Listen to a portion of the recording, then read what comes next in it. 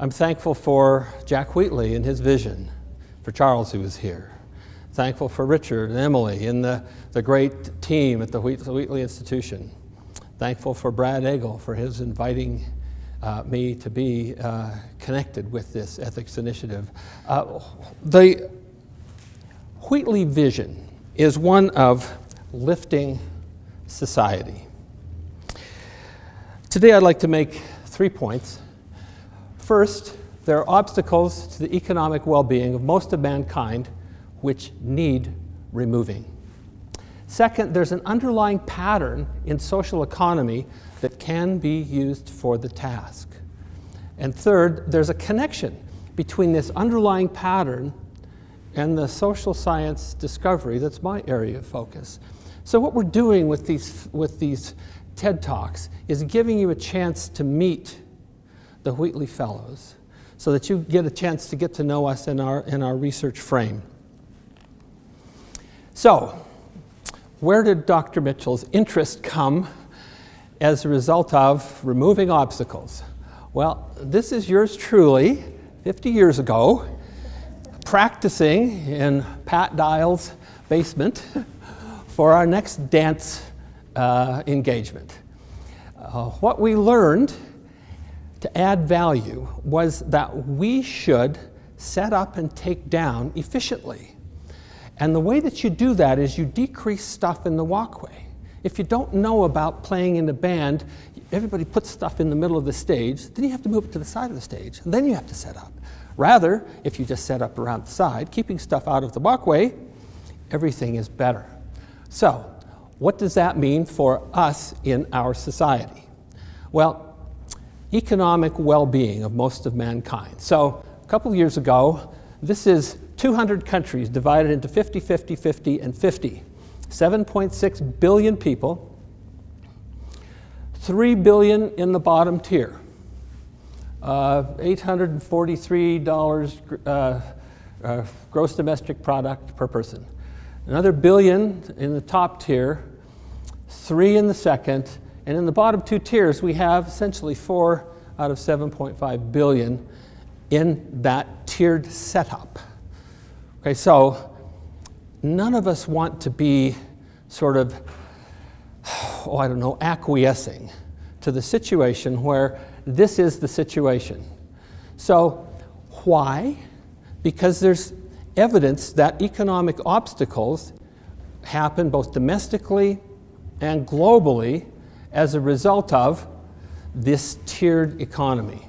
Domestically, we have decreased productivity obstacles, raised cost of crime obstacles, higher healthcare expenditure obstacles. There are more, but those are key. Globally, we've heard all of these, and somehow we're living in the world and doing what we can by ourselves. Malnutrition, disease, lack of education, unemployment, waste of talent. What we have is economic obstacles. Now, why do we get together? Why are we involved with the Wheatley Institution? Excuse me. Well, there's a mission: lifting society through preserving and strengthening its core institutions. So, question 1, which core institutions need attention to overcome obstacles in the economic space? And question 2, if identified, what kinds of attention should we pay? So, here's some ideas that have come up in my study and investigation of these issues. A couple of premises. Premise 1, ladies and gentlemen, there is inherent value in human relationships. So Kim Cameron, in a prior TED Talk, talked about the things that are inherent, right? And one of the things that are inherent is that there's inherent value in human relationships. It's actually proven by the positive organizational psychology work. Okay.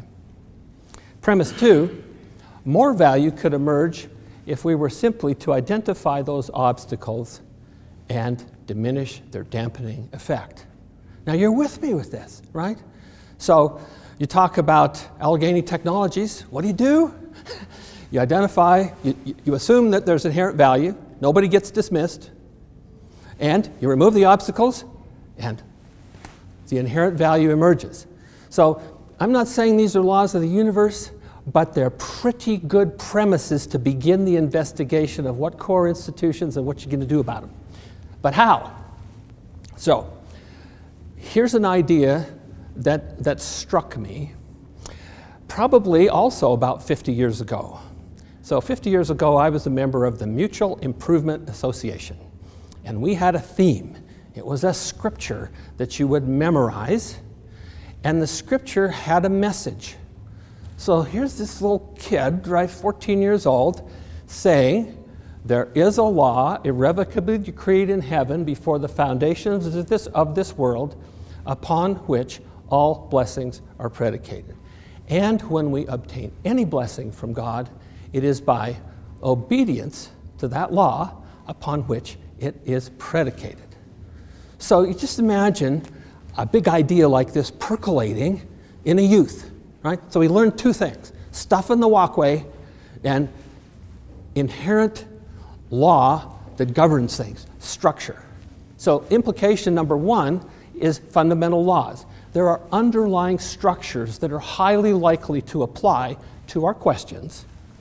And number two, knowing these structures can make it possible to discover relevant solutions. So I can see by your faces that you're with me. So let's talk about underlying structure. What is underlying structure? It's actually how stuff is made. Even if you can't see it, you know that it works. So we have underlying structure in the physical world. We have underlying structure in the growing world. We have underlying structure in the socioeconomic world. So, planetary model of the atom. Now, an atom really doesn't look like this. They say now it's kind of a fuzzy tennis ball looking thing. But the planetary model of the atom helped us to do a whole lot with subatomic particles. Protons, neutrons, electrons, etc. The growing world, Crick and Watson, double helix DNA. Here, ladies and gentlemen, is a proposal for which I'll do a proof because I need you to go with me on the underlying structure premise. Okay? So, this little triangle, an individual creates a work for others. That is the underlying structure of socioeconomic relationships. So, here it is, written large. Creating entity, most of the times it's an individual, creating some work for others. Now you could say, well, Dr. Mitchell, let's just assume that and move on. Oh, no. I need you to go with me knowing that this is the underlying structure. What do I mean by that?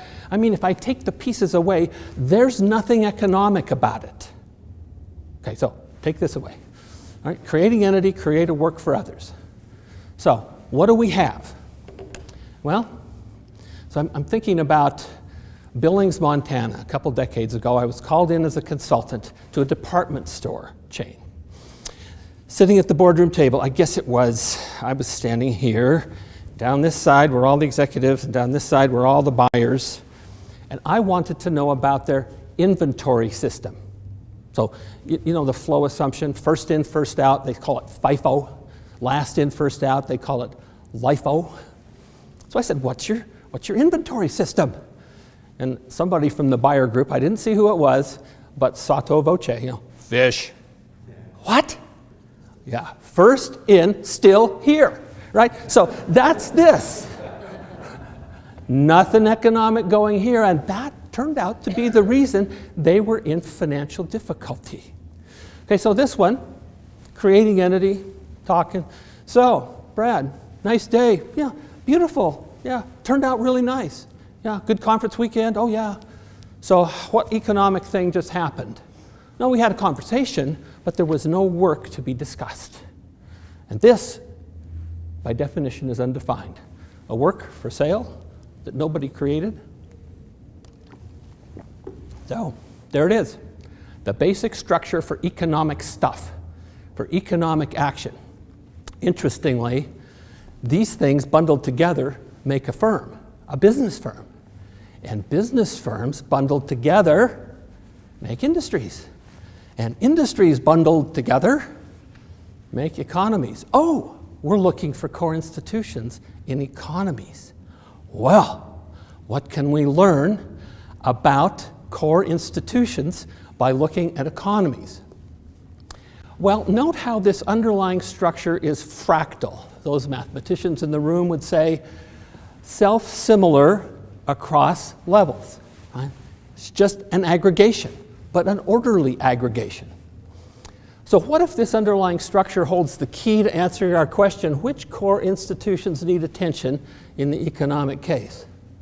So can you see where we're going? So something cool based on underlying structure. So recall the premises. One, there's inherent value in human relationships. But a lot of it doesn't emerge, okay, due to socioeconomic obstacles. More value could emerge if we were simply to identify those obstacles and diminishing their dampening effect. Okay, so we had a coaching opportunity today with students. And Stephen and I were sitting there talking to them, and Stephen's book is about trust being fundamental. So, like, more value could emerge if we were simply to identify the obstacles and deal with their dampening effects. Amy, I'm going to put you on the spot. I heard Amy Reese-Anderson talk about what they did to turn around. It was started out as MediConnect, but it moved forward. But guess what? So your story, as I heard it, was, oh, let's just identify the underlying obstacles and let's remove them and the inherent value will emerge. Now, you may not have thought of that explicitly, but dang, that's exactly what you did. Okay, so premise 3 then is the underlying economic structure might guide us to the discoveries of areas for obstacle removal in economic institutions. You knew I was going there. So how does this research actually fit? Well, here's the individual kind of, remember this is fractal, right? So it applies at economy levels too. So I've been looking at cognition, like just the plain thinking stuff that goes into how individuals create works and deal with others. So cognition, really the nature and creation of economic opportunity thinking, to be specific. Then when we focus on the others, I've been looking at stakeholders, those who affect or are affected by any economic organization. Okay? So stakeholder research is about the inclusion and accounting for all who affect or are affected by organizations. And lastly, focus on the work. Now, inductance is a word that you don't hear very often because it's the electrical engineers who use the word. In a motor, you have a shaft, and you have a winding, and then you have magnets, and then you have brushes. And the idea is that if you put energy into this, that the magnets and the energy in the coil interact such that the thing spools up. If the winding is heavy, there's high inductance. That is to say, resistance to movement. If there's low inductance, you put in the energy and you get movement. Too much energy in the high inductance case would mean sparks. Okay, so you're just wasting energy. So inductance research is the identification and analysis of resistance to the conversion of economic energy into human well-being. Okay, so giving you a snapshot of what my research has involved then involves work here at Wheatley on the economic institutions, right? So recall the self-similarity across levels using the underlying pattern. So some areas of my research are the cognition stakeholder link, then the stakeholder and inductance link, and the cognition and inductance link. So I won't have time to go into these various papers. Brad and I worked together and just recently published a paper that said, you know, profit maximization for shareholder wealth is a great single objective, but most corporations have multiple objectives. So why not account for the whole thing? Instead of an entity accounting, why not have it be a big stakeholder partnership? Oh gee, we need a set of books to do that. Somebody needs a CPA. Oh, I can do that. So we've actually published the how we would do stakeholder accounting with value creation stakeholder partnerships.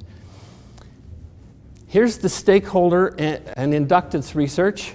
We did some work on ethnic groups and how social capital is built. Basically, instead of dyads, you use what's called Somalian ties to have strong bonds, both within ethnic communities, but also bridging ties, so that we do not have ghettoization within the economy. Some other papers. I just finished a really neat project with a doctoral student whose job is to diversify the Saudi Arabian economy away from oil. So it's a fairly big job. And we came up with a model whereby we could show, so we talk about explaining variance. We analyzed the US economy, 8,200, 8,500 entrepreneurship clusters, places where industries, so like an entrepreneurship cluster might be movie making in Hollywood. It's in a region, right? So what we found was we explained 22.3% of all the variation in value creation just with this model. Well, he's back home working in the King's office. Who knows, right? So what I've been doing then is this kind of research. Now, what does this mean? So what? For the problem. Identification and removal of economic obstacles. Well, what institutions? What attention? Well, one part of it has to do with better alignment of value distribution with value creation, value creation stakeholder partnership. One part has greater incorporation of differential cultures and values in society versus the polarizations that we see. I mentioned these special kinds of social ties. And last, the removal of the obstacles to the release of the inherent value in human relationships. Now, this is an initiative that I'm just started on. I have this huge proposal in. But the idea is, so if you're doing housing, and out in the middle of West Texas in a field, you decide to build a house. It's pretty small, and it's kind of dusty. But if what you do is you put in the roads, the electricity, the water, the communication setup, whatever, you can build a lot of houses, and they're pretty nice. So right now, venturing, for most people in the world, is like building a house in West Texas out in the middle of nowhere. What if we created, for the youth of the world, the public utilities of innovation? Okay, so 2 billion youth have joined the world in the last 15 years, and the forecast is another 2 billion in the next 15 years. So here we have 4 billion people. IBM's going to give them all a job, or Xerox, or. Well, what if they were able, through the smartphone, so we know there's huge connectivity and growing, to actually be able to learn the things they need to do to remove the obstacles to value creation such that the inherent value in human relationships could emerge? What would those public utilities look like on a platform that's essentially electronically delivered?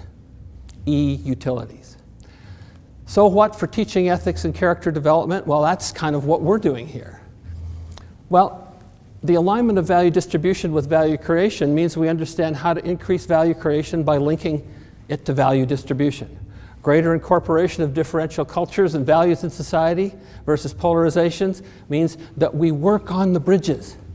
Removal of the obstacles, we decrease stuff in the economic walkway. Now, ladies and gentlemen, I've just described a research program that has some elements that some of which you may have not thought of before. Here's the thing. Is it enough? Like, remember we have 7.5 billion people, and like 4 of them are trapped in some kind of a setup, right? That's a really difficult situation. So by myself, I can't do it. And the Wheatley Institution is, I'm not saying it's my last best hope, but it is certainly a best hope, because not just on my own, but with Brad and with Kim and with each of you, we get together and we start on our initiatives, and we make a difference in the ethics. Now, how's the ethics tied to the gross domestic product? I think I'm going to have to go back because I didn't put that slide in, but I know that there it is, okay? So, I had a list of 200 countries, gross domestic product from greatest to least. Okay, now there's a professor named Lambsdorff over in Germany that runs Transparency International. Okay, Transparency International produces the Corruption Perceptions Index for 200 countries. So a couple of doctoral students and I put it together and ran a simple correlation. They are 70% correlated, which means that 49% of the variation in one is explained by the other. So ladies and gentlemen, we are doing something of great value because we intend to release the inherent value in human relationships through the things that we do, and it will make an economic difference as well as a difference in the quality of life of all those whom we affect. Thank you very much for your attention.